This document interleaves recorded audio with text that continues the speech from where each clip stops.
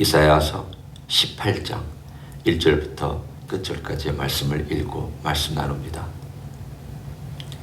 슬프다 구스의 강 건너편 날개치는 소리나는 땅이여, 갈대배를 물에 띄우고 그 사자를 수로로 보내며 이르기를 민첩한 사절들아, 너희는 강들이 흘러 나누인 나라로 가되 장대하고 준수한 백성 곧 시초부터 두려움이 되며 강성하여 대적을 밟는 백성에게로 가라 하는도다.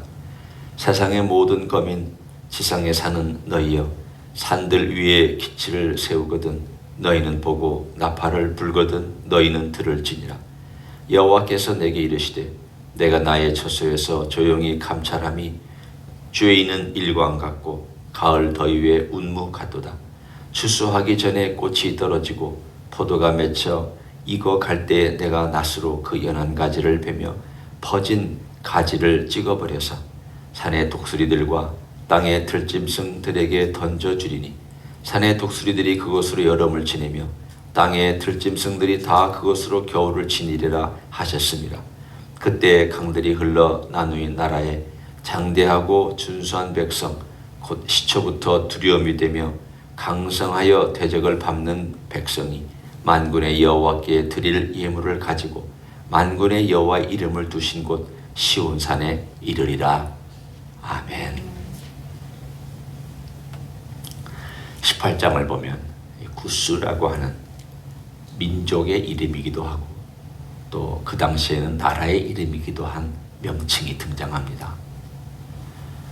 왜 우리가 이 18장을 보면서 이 구스를 좀 연구를 하고 조금은 배경을 알아야 되느냐? 사실은 오늘 메시지를 보면 우리와 직접 연관이 있는 메시지가 아닌 것처럼 보여지기 때문입니다. 구스는 누구냐? 우리가 알고 있는 노아의 손자인데 셈, 함, 야벳, 함의 장자입니다. 그리고 이 함의 장자인 구스의 또 장자가 님롯이라고 하는 창세기에 나오는 홍수 이후에 제일 유명한 영웅인 님롯이죠. 님롯이 그 유프라데스 강과 티그리스 강의 도시들을 많이 건설했던 일종의 전쟁의 영웅이고, 요즘으로 말하면 나라를 건설한 지도자요, 정치 지도자였던 것을 우리는 성경의 기록을 통해 알 수 있습니다. 이 사람들은 장대했습니다. 등치가 좋았고 몸집이나 모든 면에서 우리가 볼 때 와, 하나님이 이렇게 사람을 멋있게 만들 수 있을까? 라고 할 그런 체격을 가지고 있었습니다. 여러분 지금도 그 에티오피아나 수단 쪽에서 온 사람들을 보면 키가 2m 가까이 되는 그런 남자들 많이 볼 수 있습니다. 그 민족이 바로 구스입니다.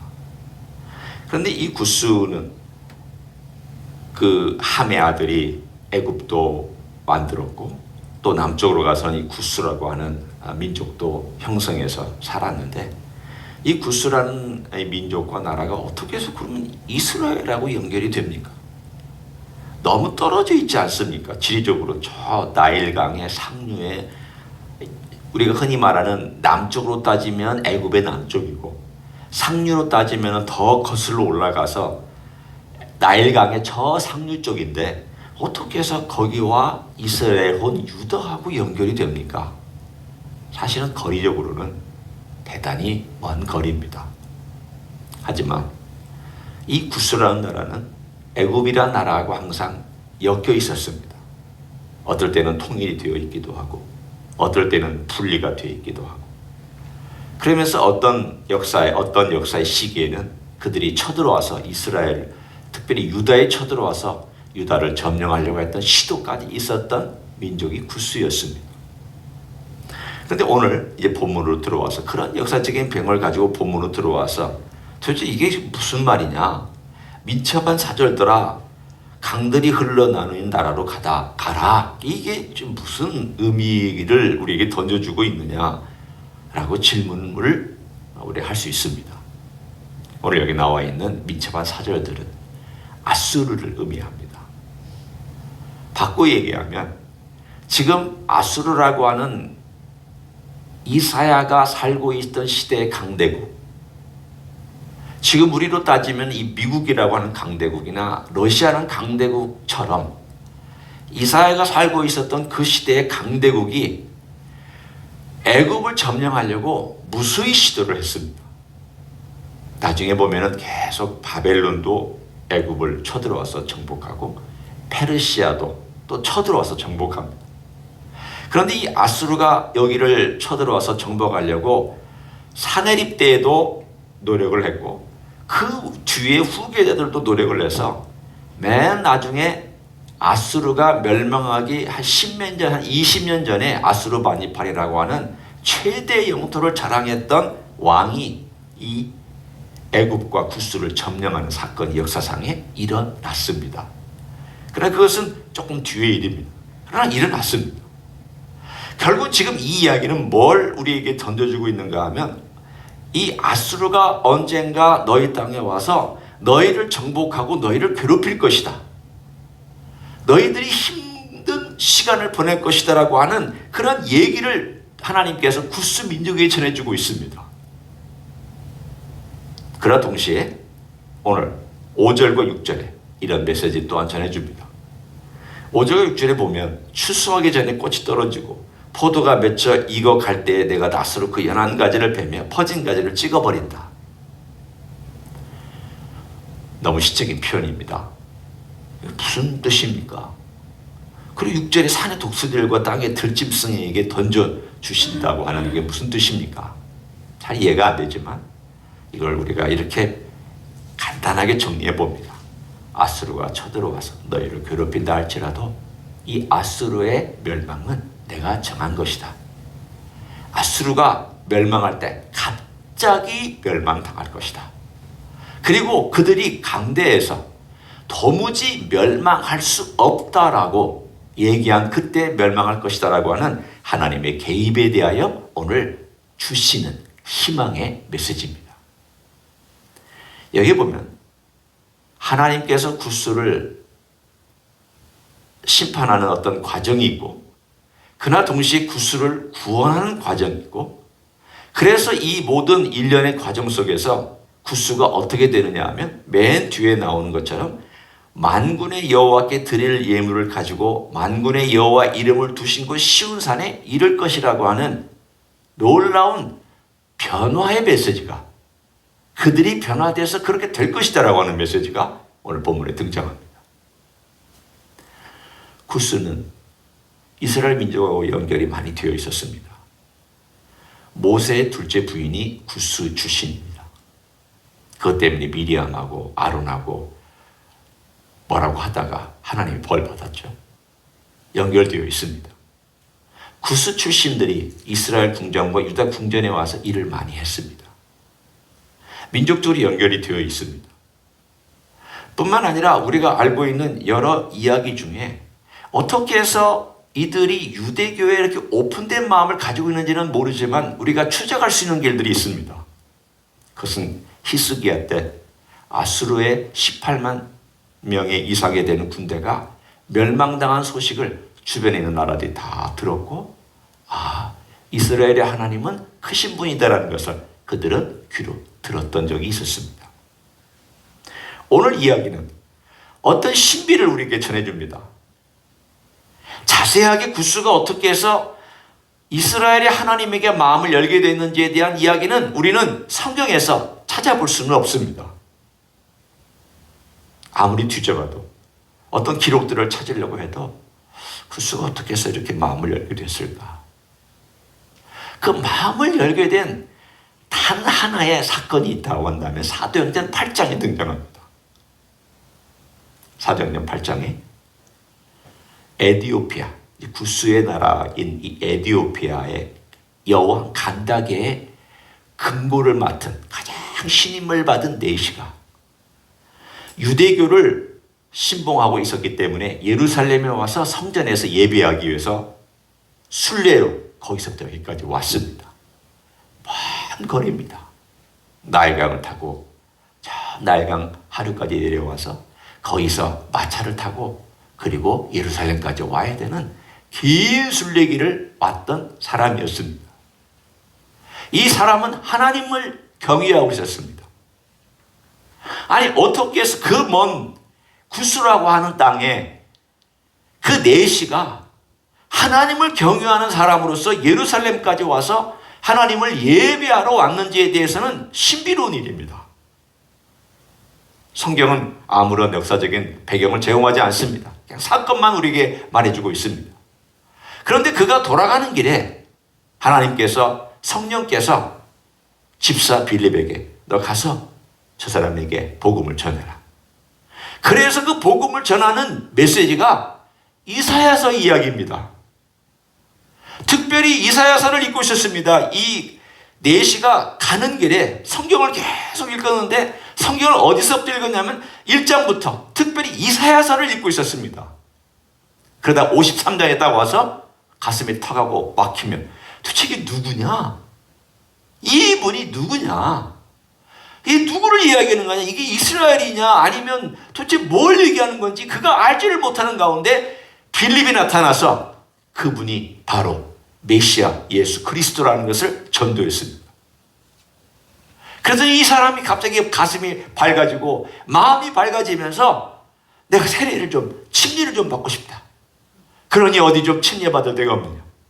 그때 물이 있는 곳에 가서 그가 즉시 그곳에 물속에 들어가서 침례를 받고 그리고 그리스도인이 된 사건이 사도행전 8장에 등장합니다.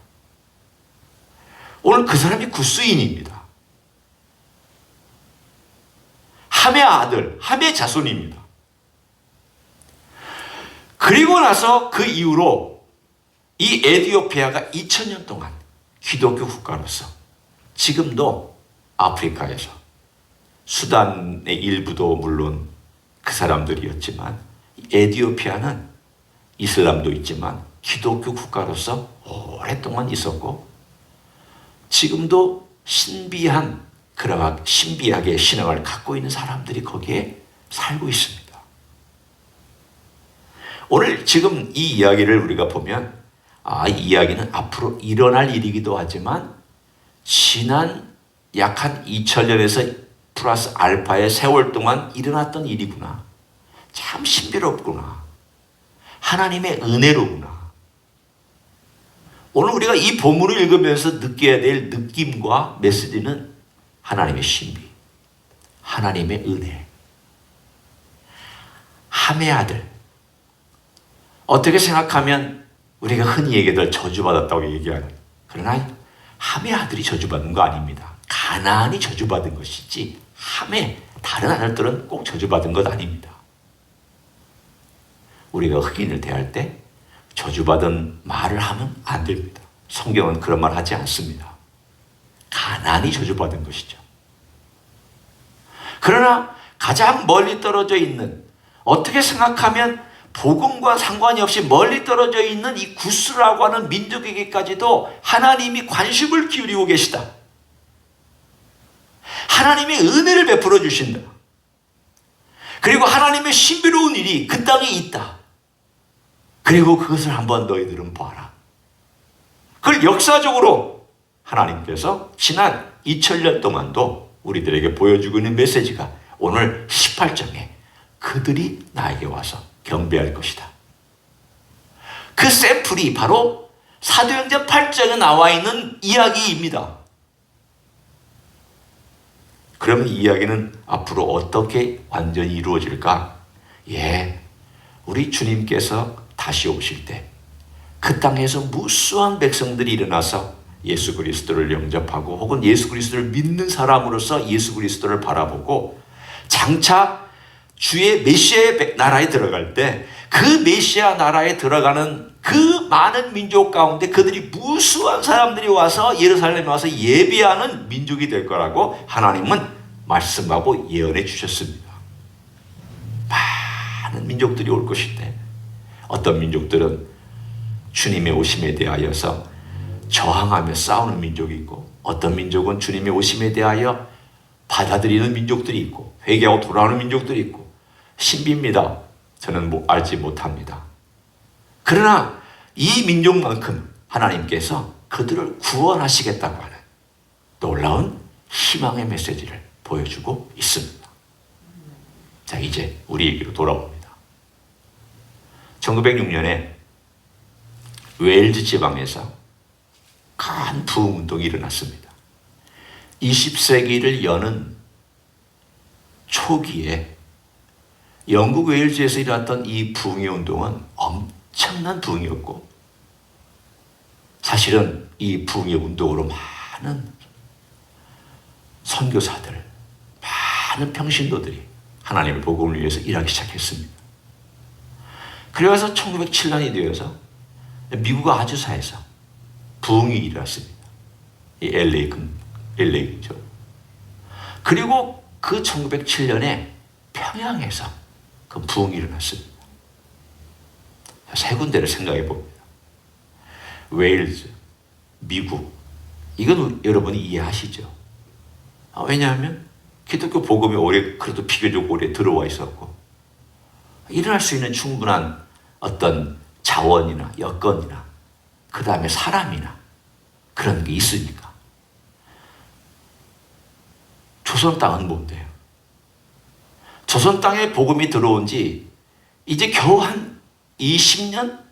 남짓한 1907년이면 20년에서 조금 플러스하면 30년 남짓한 그 시간에 갑자기 큰 부흥운동이 평양 땅에 일어났다. 이건 기독교 역사에서 전무후무합니다. 선교지에 가서 한 세대가 되기도 전에 갑자기 큰 회개와 부흥운동이 일어났다. 진짜 부흥운동은 회개와 변화의 역사가 있어야 진짜 부흥입니다. 찬양 많이 하고, 기도 많이 하고, 그리고 사람들이 많이 모여있고, 이거 진짜 부흥 아닙니다. 아닐 수도 있습니다. 진짜 부흥은 거기에 진정한 회개와 회개 다음에 변화가 있어야 그게 진짜 부흥입니다. 지금 켄터키 에스베리에서 청년들 중심으로 부흥이 있다고 하는데 그 기다려봐야 됩니다. 진짜 회개와 변화가 있도록 우리가 기도해 줘야 되고, 이 일들이 캠퍼스를 전체를 통해서 일어나도록 우리는 기도할 필요가 있습니다. 진정한 부흥은 항상 회개와 변화가 따라옵니다. 그런데 1907년에 평양에서 있었던 대부흥은 그게 따라왔습니다. 진정한 회개와 진정한 변화가 따라왔고, 그것 때문에 대한민국, 그 당시에 대한민국도 아니죠, 조선 땅 전체에 교회들에게 엄청난 영향을 미쳤습니다. 여러분과 제가 그 열매입니다. 대한민국에서 일어났던 평양 대부흥의 열매가 여러분과 저입니다. 그것이 파급되고 그 신앙의 열매가 또 열매를 맺고 또 열매를 맺어서 여러분과 제가 복음을 받아들여서 예수님을 믿는 사람이 된 것입니다. 그걸 뭐라고 설명해야 되느냐? 참 설명이 안 됩니다. 어떻게 그 땅이 왜? 그 땅, 아니 예수님을 우리가 뭘 얼마나 배웠습니까? 얼마나 알았습니까? 우리가 선교 역사가 깊었습니까? 우리가 100년 이상씩 복음을 받아들인 적이 있습니까? 아니면 우리가 정말 진리를 알고 성경을 깊이 연구한 사람들로서 가득 차 있었습니까? 아닙니다. 그렇지도 않았습니다. 그런데도 성령께서 강력하게 역사해서 그런 은혜가 그 땅에 임했던 것을 뭐라고 설명해야 되느냐? 하나님의 은혜죠. 이게 전적인 은혜입니다. 구스 땅에 하나님의 은혜가 임해서 그들이 나를 경외하며 섬길 것이라고 하는 주님의 메시지나, 저 먼 극동 지방의 저 끄트머리에 있던 땅, 가장 비참하고 가장 저주받았고 가장 많은 슬픔이 있었던 그 땅, 일본에게 먹히기 3년 전에 1907년에 하나님께서 그 땅에 이 놀라운 대부흥을 주신 것은 하나님께서 소망이 없는 스불론과 납달리 같은 그 땅에 소망과 희망과 은혜와 능력과 미래를 부어주시기 위한 하나님의 계획이었습니다. 우리는 그것을 받아들이면서 이제 하나님 아버지 앞에 이렇게 같이 기도하기를 원합니다. 하나님, 나 같은 사람에게 어떻게 복음이 왔는지 참 신비롭습니다. 하나님의 신비입니다. 여러분이나 저 같은 사람에게 복음이 왔다는 것은 말로 설명하기 어렵습니다. 신비입니다. 하나님의 은혜입니다. 하나님의 신비와 은혜가 왔을 때, 그럼 우리가 보이는 반응이 뭐냐? 그 놀라운 은혜와 신비가 왔을 때 보이는 반응, 오늘 여기 나와 있는 것처럼 예배하는 삶입니다.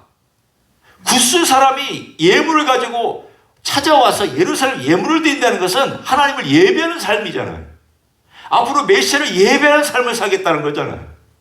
마찬가지로 우리가 하나님의 신비와 은혜를 경험했다는 것의 가장 큰 열매는 그리스도를 예배하는 삶을 살고자 하는 그 열망들이 그 아래서부터 솟구쳐 오르는 것이 바로 그 은혜와 신비를 경험하고 있다는 뜻입니다.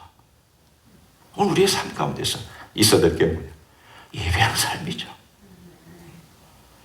우리의 마음의 자심으로 다시 한번 나 같은 인생을 찾아주신 그 은혜와 그 신비가 너무 놀라워서 내가 주님을 예배해야 되겠다. 내가 주님을 찾아가서 기도해야 되겠다. 주님, 그분 앞에 나의 모든 것을 고백해야 되겠다. 이것밖에는 우리가 보일 반응이 없는 줄로 믿습니다. 오늘 하루도 예배하는 마음으로 예배하는 삶을 사는 그런 하루가 되시기를 예수님의 이름으로 간절히 축원합니다. 기도하겠습니다. 예수님 고맙습니다. 조선 땅을 찾아주셔서 감사합니다. 가장 절망에 빠져 있었고 소망도 없고 꿈도 없고 미래도 없었던 민족을 우리 하나님께서 찾아주셔서 감사합니다. 평양에 큰 부흥을 주셔서 회개하게 하시고 그 회개의 열매로 사람들이 변하게 되었고 그 변했던 이야기가 또 전파되고 도전을 주고 조선 땅에 있었던 모든 교회들에게 그 일들이 전해지고 또 회개가 일어나는 이러한 놀라운 이야기 듣고 감사를 드립니다. 이것이 우리가 한 일이 아니요 주님이 하신 일이며 성령께서 하신 일인 줄로 믿고 감사합니다. 우리가 구원받게 된 것도 주님의 은혜요 주의 신비입니다. 감사합니다.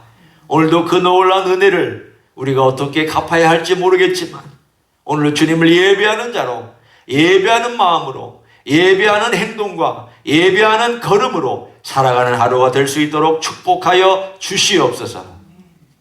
이제는 우리 구주 예수 그리스도의 은혜와 하나님 아버지의 극진하신 사랑과 성령 하나님 교통하심의 역사가 오늘도 우리 주 예수 그리스도를 예배하기를 원하는 이 자리에 참여한 모든 종들 위에와 주임지 히스교회 위에와 이민교회들과 한국교회들과 선교사님들 위에 이제로부터 영원히 함께 하실지어다.